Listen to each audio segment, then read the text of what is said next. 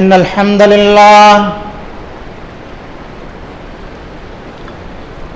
لله نحمده ونستعينه ونستغفره ونؤمن به ونتوكل عليه ونعوذ بالله من شرور أنفسنا ومن سيئات أعمالنا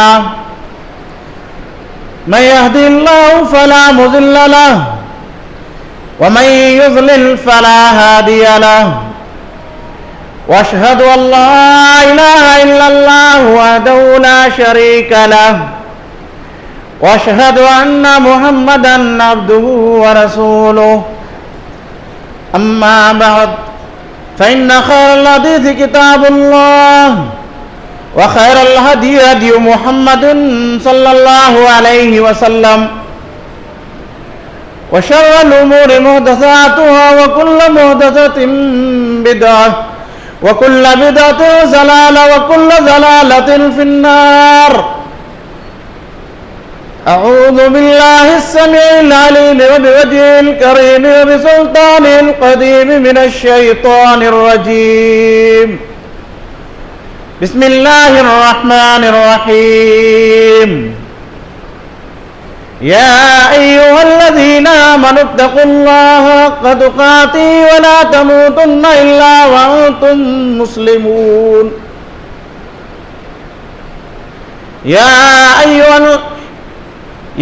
أيها الذين آمنوا اتقوا الله وقولوا قولا سديدا ويصلح لكم أعمالكم ويغفر لكم ذنوبكم ومن يطع الله ورسوله فقد فاز فوزا عظيما. وقال الله تبارك وتعالى في موضع آخر: تلك الجنة التي نورث من عبادنا من كان تقيا. وقال النبي صلى الله عليه وسلم عن أنس بن مالك رضي الله تعالى عنه قال: قال النبي صلى الله عليه وسلم: تسحروا فإن في السحور برکۃ. رواہ مسلم. ہر قسم کی حمد و ثنا، تحمید و توصیف، کبریائی و بڑائی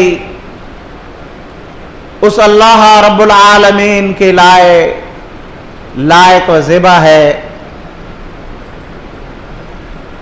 جو تمام کائنات کا خالق، مالک، مربی و فیصل ہے. بعدہ درود و سلام کے نذرانے پیش ہوں عموماً تمام انبیاء علیہم الصلاۃ والسلام کے اوپر، خصوصاً آخری پیغمبر جناب محمد مصطفیٰ صلی اللہ علیہ وسلم کی ذات گرامی پہ لاکھوں و کروڑ درود و سلام نازل ہوں. اللہم صلی وسلم وبارک علیہ تسلیما. معزز حاضرین کرام، رمضان المبارک کا یہ دوسرا جمعہ ہے. الحمدللہ اس مختصر سے وقت میں ہم قرآن اور حدیث کی روشنی میں چند نصیحتیں حاصل کریں گے. ہم رمضان کیسے گزاریں اس تعلق سے.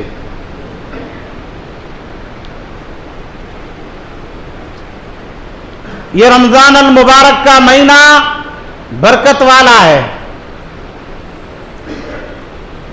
اور یہ مہینہ انسان کی زندگی کے اندر اگر مل جائے، زندہ جو لوگ ہیں وہ پالیں اور عبادت کر لیں تو بڑی سعادت کی بات ہے. چند بنیادی باتوں کے اوپر تذکرہ کریں گے. ان میں سے سب سے پہلے تقوی کے تعلق سے سورہ بقرہ جس کا 7واں رکوع شروع ہوتا ہے उसी रुकू के ताल्लुक ही अपना मौजू रहेगा। तकवा, रोजे जो फर्ज किए गए हैं वो तकवे के लिए ही फर्ज किए गए हैं। इंसान की जिंदगी के अंदर तकवा पैदा हो, इंसान मुत्तकी बन जाए, इंसान परहेजगार बन जाए। लअल्लकुम तत्तकून,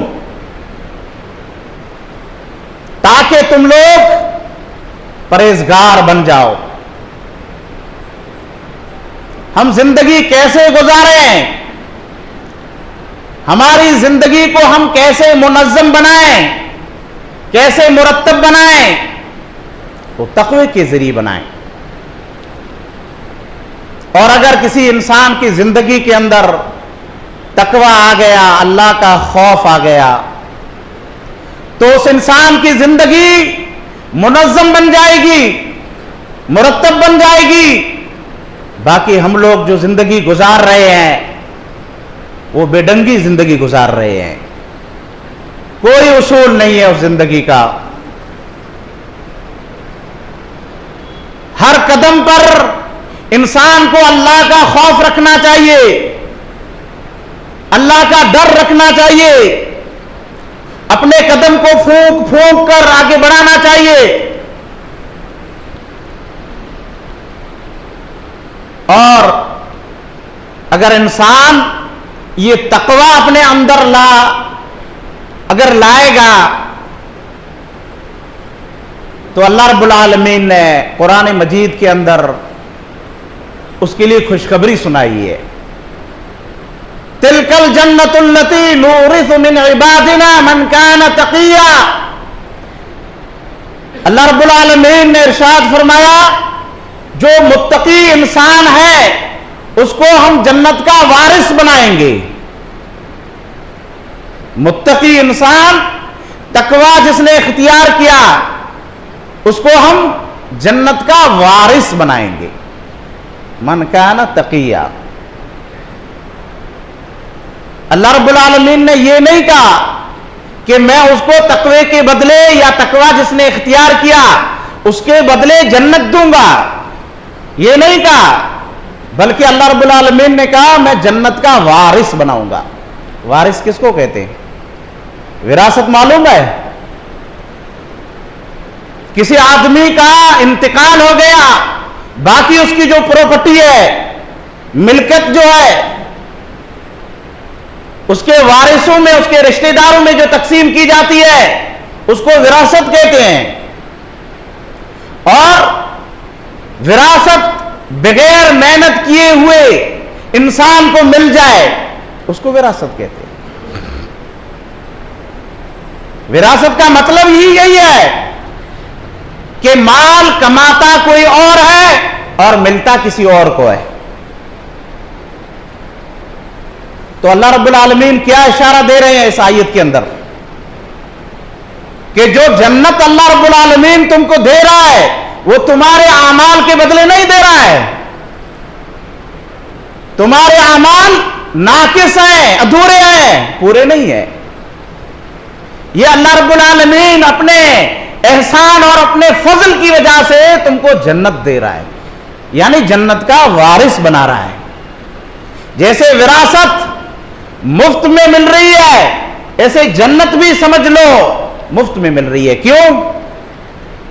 हमारी जिंदगी लिमिटेड है, हमारे अमाल जो हम जिंदगी में करते हैं वो भी लिमिटेड है।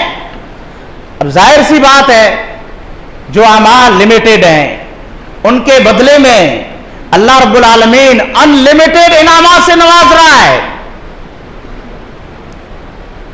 हमारे अमाल से ज्यादा जो चीज है, जो अल्लाह की नेमतें हैं, वो अल्लाह रब्बुल आलमीन इंसान को दे रहा है।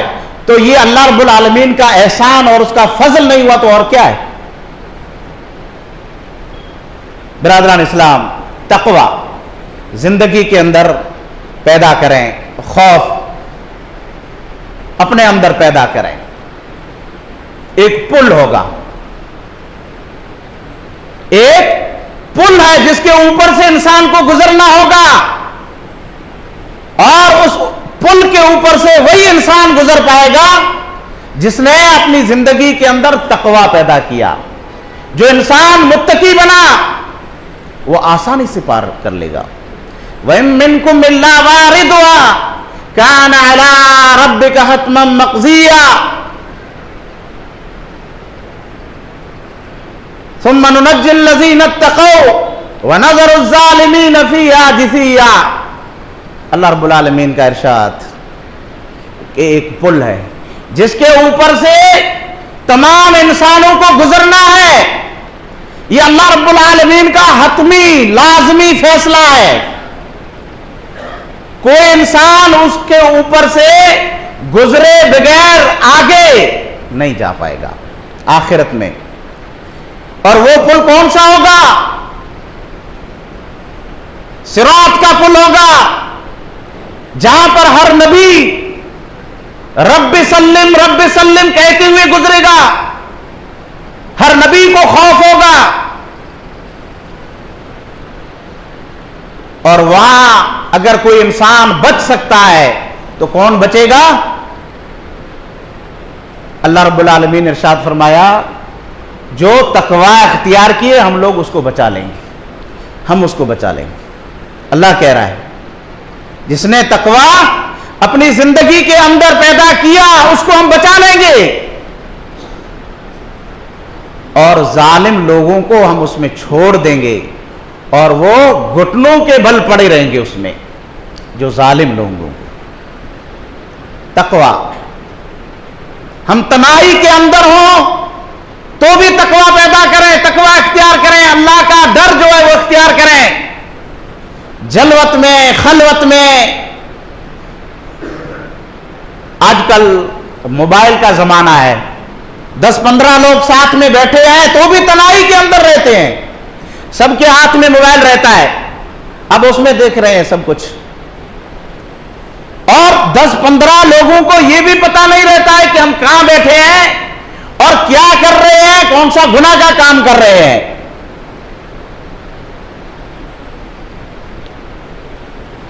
इस खौफनाक चीज ने हम सबको तनहा कर दिया है, मोबाइल ने। इस्लाम किसी आले को इस्तेमाल करने के मुखालिफ नहीं है, बल्कि उसका इस्तेमाल कैसे किया जा रहा है, सही तरीके से किया जा रहा है या गलत तरीके से उसका इस्तेमाल किया जा रहा है, उसके खिलाफ। तकवा लाजमी चीज है। शाहरुर रमजान अल्लज़ी उन्ज़िल फ़ीहिल कुरान,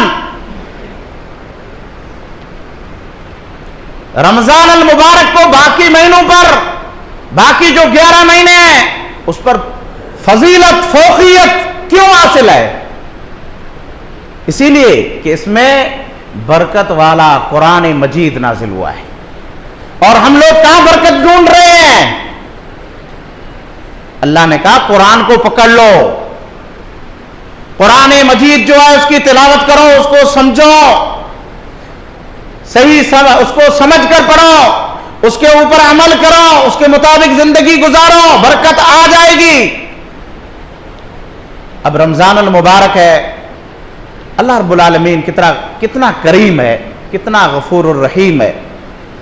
जो हम खाना खा रहे हैं उसमें भी बरकत है। अनस इब्न मालिक रज़ियल्लाहु ताला अन्हु क़ाल क़ाल नबी सल्लल्लाहु अलैहि वसल्लम तसहरू फ़इन्न फ़ी सहूर बरकतन, सहरी खा लिया करो। फजर से पहले हम लोग रोजे के लिए जो सहरी खाते हैं, खाना खाते हैं, उसमें भी बरकत है। और दूसरे मकाम पर जो हम लोग इफ्तारी करते हैं उसमें खैरियत है। अन सहल इब्न साद रज़ियल्लाहु ताला अन्हु अन्ना रसूलुल्लाह सल्लल्लाहु अलैहि वसल्लम क़ाल ला यज़ालु अन्नासु बिखैरिन मा अज्जलुल फित्रा। पहले हदीस जो आप लोगों के सामने बयान की गई वो सही मुस्लिम की थी, और ये हदीस सही बुखारी और सही मुस्लिम की है।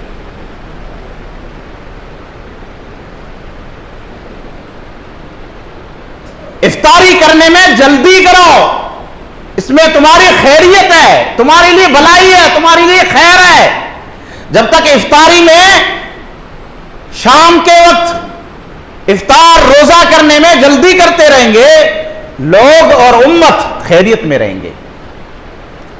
اس میں ایک عام نقطہ بیان کیا گیا ہے، یعنی سورج غروب نہ ہو اور اس سے پہلے کھاتے بیٹھ جائیں، یہ نہیں کہا گیا ہے، بلکہ سورج غروب ہو جائے تو پھر دیر نہیں کرنی ہے، افطاری کرنے میں پھر دیر نہیں کرنی ہے۔ اس کے اندر کیا فلسفہ ہے؟ صبح میں سحری کرنے میں برکت رکھی ہے اللہ رب العالمین نے، اور افطاری کرنے میں خیریت رکھی ہے، لوگوں کی بھلائی رکھی ہے اللہ رب العالمین نے۔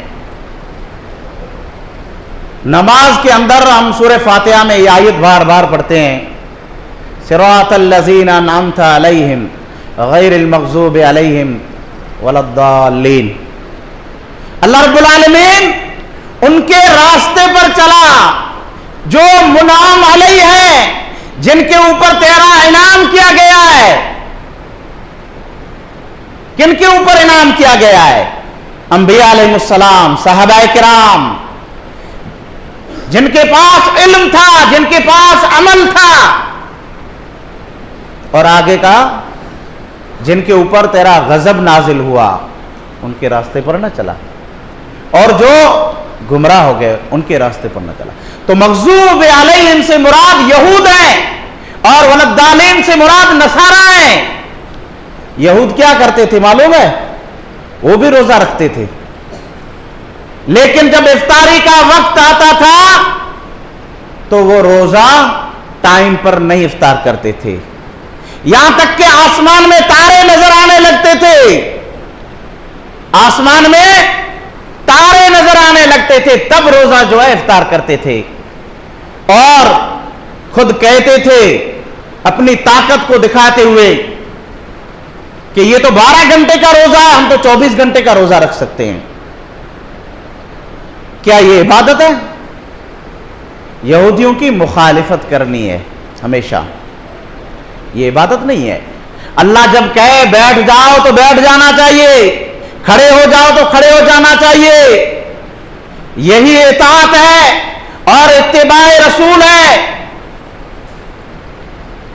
آپ صلی اللہ علیہ وسلم نے ایک مرتبہ خطبہ دیا، اس وقت ایک آدمی، ایک صحابی رسول، غالباً عبداللہ بن مسعود رضی اللہ تعالیٰ عنہ صحابی رسول ہیں، وہ آ رہے تھے، آپ نے کہا بیٹھ جاؤ، وہ وہیں پہ بیٹھ گئے، چوکھٹ پہ، مسجد کے اندر ایک قدم رکھ چکے تھے، وہیں چوکھٹ پہ بیٹھ گئے۔ یہ ہے اتباع۔ حالانکہ آپ صلی اللہ علیہ وسلم نے عبداللہ بن مسعود کو نہیں کہا تھا کہ بیٹھ جاؤ، لیکن جب اللہ کا حکم آ گیا، آرڈر آ گیا، ٹائم ہو گیا ہے، تو اب دیر نہیں کرنی ہے، انتظار نہیں کرنا ہے۔ تو اس میں خیریت میں رہیں گے لوگ، اس میں برکت رہے گی، عافیت میں لوگ رہیں گے۔ عبادت، جو ہم لوگ عبادت کرتے ہیں اس کی اصل کیا ہے؟ روح کیا ہے؟ انسان کا جو جسم ہوتا ہے اس کے اندر روح ہوتی ہے، اور جب روح نکل جاتی ہے تو جسم کی کوئی ویلیو نہیں رہتی ہے، جسم کی کوئی حیثیت نہیں رہتی ہے، فوراً ہم اعلان کرتے ہیں اور کچھ گھنٹوں کے اندر اس جسم کو کئی منوں مٹی کے نیچے دفن کر دیتے ہیں۔ اسی طرح عبادت کی اصل روح جو ہے دعا ہے۔ عن النعمان بن بشیر رضی اللہ تعالی عنہ عن النبی صلی اللہ علیہ وسلم قال الدعاء هو العبادہ قال ربکم ادعونی استجب لکم۔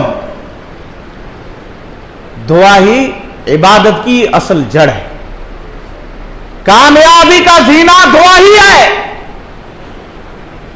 رمضان کے مہینے میں اپنا جو موضوع چل رہا ہے اسی کے تعلق سے ہے، اسی رکوع کے اندر ہی یہی سب کچھ بیان کیا گیا ہے۔ وَإِذَا سَأَلَكَ عِبَادِي عَنِّي فَإِنِّي قَرِيبٌ أُجِيبُ دَعْوَةَ الدَّاعِ إِذَا دَعَانِ۔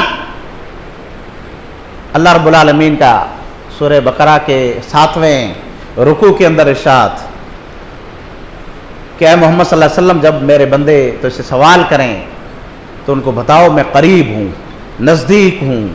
جب کوئی پکارتا ہے، جب کوئی دعا مانگتا ہے تو میں اس کی پکار کو سنتا ہوں۔ اللہ رب العالمین کو دعا بہت پسند ہے، عاجزی بہت پسند ہے، تواضع بہت پسند ہے، انکساری بہت پسند ہے۔ اللہ سے بار بار مانگو تو راضی ہوتا ہے، اور اگر کوئی بار بار نہ مانگے تو اللہ ناراض ہوتا ہے۔ یہی تو خالق اور مخلوق کے اندر فرق ہے۔ خالق جس نے پیدا کیا اس سے بار بار مانگو تو راضی ہوتا ہے، اور اگر بار بار نہ مانگے تو ناراض ہوتا ہے۔ اور ایک انسان مخلوق جسے ایک مرتبہ مانگ لیا، دوسری مرتبہ مانگ لیا تو ناراض ہو جاتا ہے۔ یہی تو فرق ہے۔ تو مانگ لو، اپنی زندگی کے اندر جو کچھ چاہیے اللہ سے مانگو۔ اللہ کہہ رہا ہے میں قریب ہوں، تو وسیلے کی ضرورت نہیں ہے۔ اللہ سے مانگو اور کسی سے مت مانگو۔ اللہ ایک دم انسان کے نزدیک ہے، قریب ہے، اسی سے مانگو، اسی سے مانگنا چاہیے اور کسی سے نہیں مانگنا چاہیے۔ اور اسی آیت کے اندر آگے اللہ رب العالمین نے ارشاد فرمایا وَأَنْتُمْ عَاكِفُونَ فِي الْمَسَاجِدِ، اسی رکوع میں آگے ارشاد فرمایا اعتکاف کا۔ اللہ نے کہا کہ روزے رکھو، سحری کھاؤ، افطاری کرو اور دعا بھی مانگو، اور 5 وقت نماز کے لیے مسجد میں جب آ رہے ہو تو اللہ نے کہا کہ اور قریب آ جاؤ اور نزدیک ہو جاؤ۔ اور نزدیکی کا کیا مطلب ہے؟ مطلب 10 دن رمضان کے جو آخری ہیں وہ فکس کر لو، مسجد کے کسی کونے میں آ کر بیٹھ جاؤ، اللہ کی عبادت کے لیے خاص کر لو، اس کے اندر دعا، توبہ و استغفار، اللہ سے معافی مانگ لو، قرآن مجید کی تلاوت اور اللہ کا ذکر و اذکار، بہت ساری چیزیں ہیں جو عبادت کے اندر شامل ہیں، وہ حاصل کر لو۔ وَأَنْتُمْ عَاكِفُونَ فِي الْمَسَاجِدِ، مساجد کے اندر، مسجد کے اندر ہی اعتکاف بیٹھنا چاہیے۔ مردوں کو بھی مسجد کے اندر اعتکاف بیٹھنا چاہیے، اور خواتین حضرات کو، عورتوں کو بھی مسجد کے اندر اعتکاف بیٹھنے کا حکم ہے۔ جہاں پردے کا معقول انتظام ہو اور فتنے کا کوئی ڈر نہ ہو، وہاں عورتیں مسجد کے اندر اعتکاف بیٹھ سکتی ہیں۔ یہی ذکر کیا گیا ہے۔ آخر میں اسی رکوع کا جو اینڈ ہے وہ انتہائی خطرناک ہے، غور کرنے کا مقام ہے کہ اللہ رب العالمین اس رکوع میں جہاں سے شروعات کی یا ایھا الذین آمنوا کتب علیکم الصیام کما کتب علی الذین من قبلکم لعلکم تتقون، تم پر روزہ فرض کیا گیا ہے۔ پچھلی جو امتیں تھیں ان پر بھی روزہ فرض تھا، گرچہ طریقہ الگ الگ تھا، رمضان کے روزے فرض ہیں۔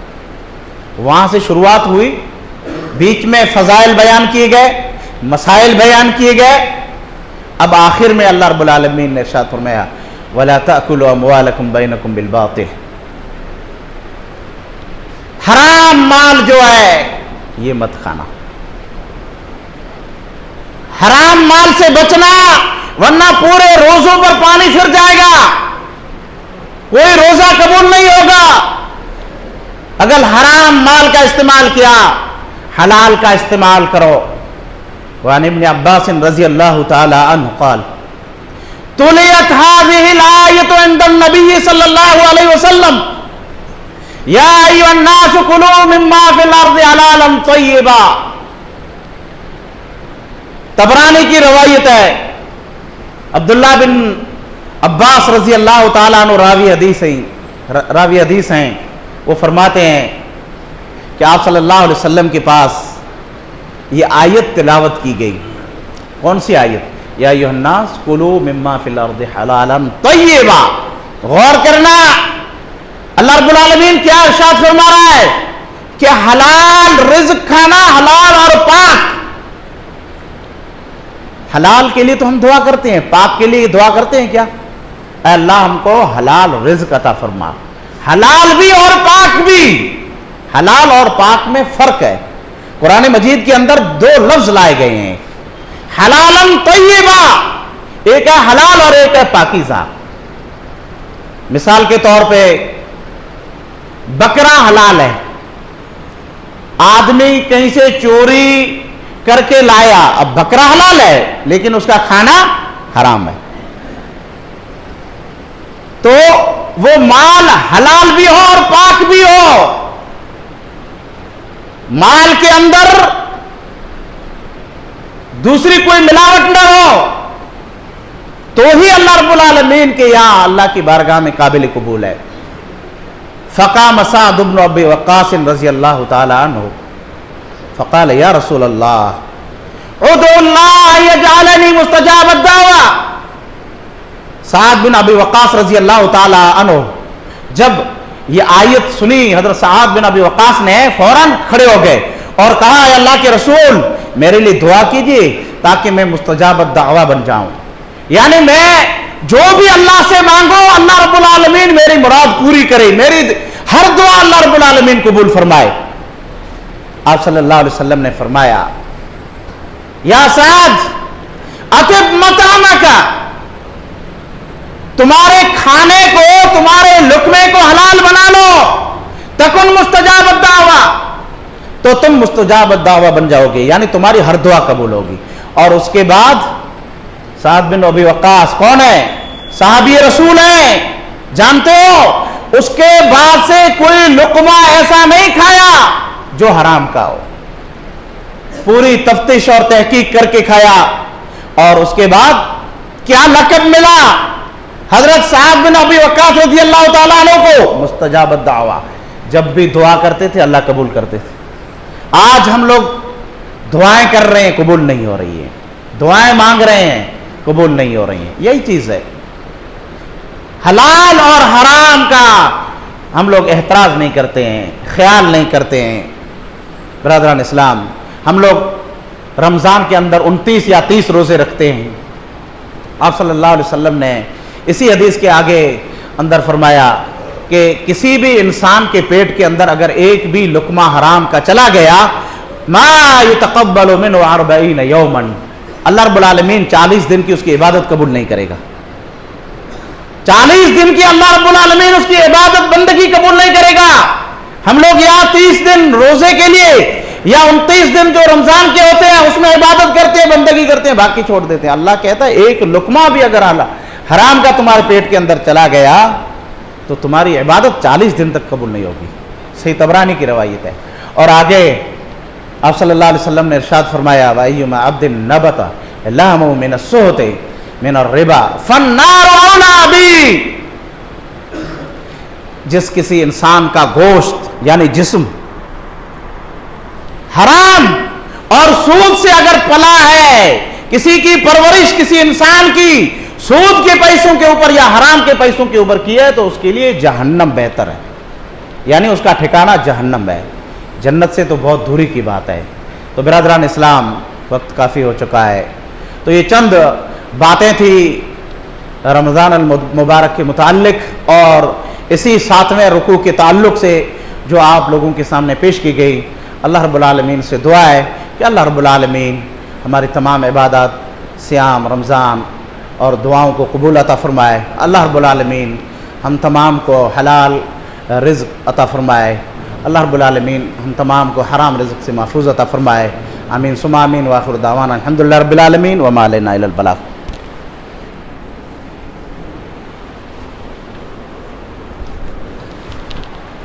ان الحمد للہ نحمده ونستعینه ونستغفره ونؤمن به ونتوکل علیہ ونعوذ باللہ من شرور انفسنا ومن سیئات اعمالنا من يهده الله فلا مضل له ومن يضلل فلا هادي له واشهد ان لا اله الا الله وحده لا شريك له واشهد ان محمدا عبده ورسوله.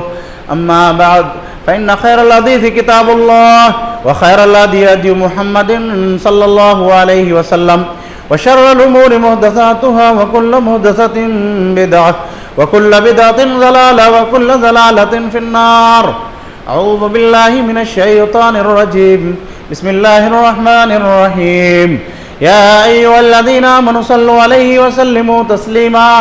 اللهم صل على محمد وعلى ال محمد كما صليت على ابراهيم وعلى ال ابراهيم انك حميد مجيد. اللهم بارك على محمد وعلى ال محمد كما باركت على ابراهيم وعلى ال ابراهيم انك حميد مجيد. ان الصلاة تنہی عن الفحشاء والمنکر ولذکر اللہ اکبر واللہ یعلم ما تصنعون.